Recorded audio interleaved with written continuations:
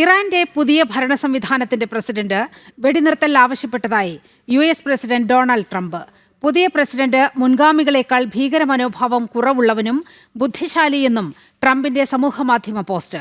എന്നാൽ ഹോർമുസ് സ്വതന്ത്രമാക്കും വരെ ആക്രമണം തുടരുമെന്നും ട്രംപ് പറയുന്നു. വിവരങ്ങളുമായി ഐസൻ ജോസ് ഇന്റർനാഷണൽ ഡെസ്കിൽ നിന്നും ചേരുകയാണ്. ഐസൻ, പക്ഷേ ഈ ട്രംപ് പറഞ്ഞ വാദഗതികളെല്ലാം ഇറാൻ നിഷേധിക്കുന്ന ഒരു സാഹചര്യം ഉണ്ട്. എന്താണ് ട്രംപിന്റെ വാക്കുകളിൽ നിന്നും നമ്മൾ അനുമാനിക്കേണ്ടത്? നിരിമ, ട്രംപിന്റെ വാക്കുകളിൽ നിന്നും നമുക്ക് മനസ്സിലാക്കാൻ സാധിക്കുന്നത് നിലവിൽ അദ്ദേഹത്തോട് ഒരു പുതിയ പ്രസിഡന്റ് അധികാരമേറ്റിരിക്കുന്നു. അത്തരത്തിലാണ് അദ്ദേഹം പറയുന്നത്. പുതിയ പ്രസിഡന്റ് അധികാരമേറ്റിരിക്കുന്നു. ആ പുതിയ പ്രസിഡന്റിനെ വെടിനിർത്തൽ ധാരണയ്ക്ക് താല്പര്യമുണ്ട്. ആ പ്രസിഡന്റുമായുള്ള ചർച്ചകൾ തുടരുന്നുണ്ട്. അദ്ദേഹം നേരത്തെ സൂചിപ്പിച്ചതുപോലെ ഭീകര സ്വഭാവവും കുറവുള്ളയാളും അതുപോലെ തന്നെ ബുദ്ധിശാലിയുമാണ്.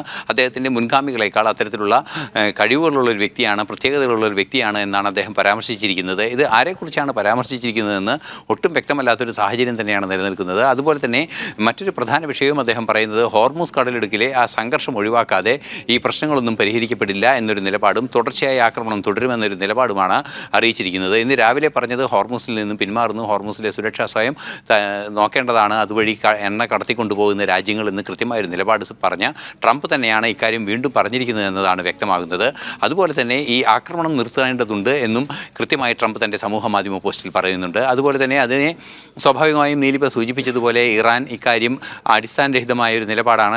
വെടിനിർത്തൽ ധാരണയ്ക്ക് ചർച്ച ചെയ്ത ഒരു സംഭവമേ ഉണ്ടായിട്ടില്ല എന്ന് ഇറാൻ വിദേശകാര്യ മന്ത്രാലയത്തിൻ്റെ വക്താവ് കൃത്യമായി അത് അറിയിക്കുകയും ചെയ്തിട്ടുണ്ട്.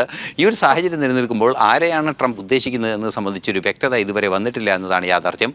പക്ഷേ മറ്റൊരു പ്രധാന വിഷയം എടുത്തു പറയേണ്ടത് കേവലം ഒരു കമൻ്റായി മാത്രം ട്രംപിൻ്റെ നിലപാടിനെ കാണാൻ സാധിക്കില്ല എന്നാണ്. അതിന് കാരണം നേരത്തെ തന്നെ സൂചിപ്പിച്ചിരുന്നു. ട്രംപ് പലതവണ ശരിയായ വ്യക്തികളുമായി ശരിയായ രീതിയിൽ തങ്ങൾ ചർച്ച നടത്തുന്നുണ്ട് എന്ന് ഒരു നിലപാട് സ്വീകരിച്ചിരുന്നു. ആ നിലപാടുമായി ചേർത്ത് വായിക്കുമ്പോൾ സ്വാഭാവികമായും ഇറാന്റെ പുതിയ പ്രസിഡന്റ് എന്ന് പറയുമ്പോൾ അതിൽ എന്തൊക്കെയോ ഒളിഞ്ഞിരിപ്പുണ്ട് എന്നതൊരു യാഥാർത്ഥ്യം തന്നെയാണ്.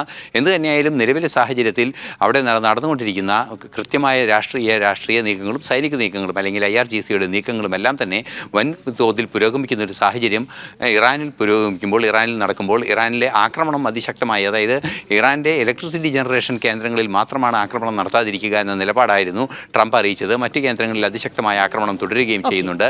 എല്ലാം ചേർത്ത് വായിക്കുമ്പോൾ 1-2 ദിവസത്തിനുള്ളിൽ പ്രശ്നങ്ങൾ ചർച്ചകൾക്ക് വരാനുള്ള സാധ്യത തുറന്നിരിക്കുന്നു. 2 ആഴ്ചയ്ക്കുള്ളിൽ യുദ്ധം അവസാനിക്കാനുള്ള സാധ്യതയുണ്ട് എന്ന ട്രംപിന്റെ എല്ലാ വാക്കുകളും ചേർത്ത് വായിക്കുമ്പോൾ ഇതിലും ആവശ്യപ്പെട്ടതായി ട്രംപ് അവകാശപ്പെടുന്നു. പക്ഷേ അതിനെ നിരാകരിച്ചുകൊണ്ട് ഇറാൻ രംഗത്ത് വരുന്ന സാഹചര്യവും കാണുകയാണ്.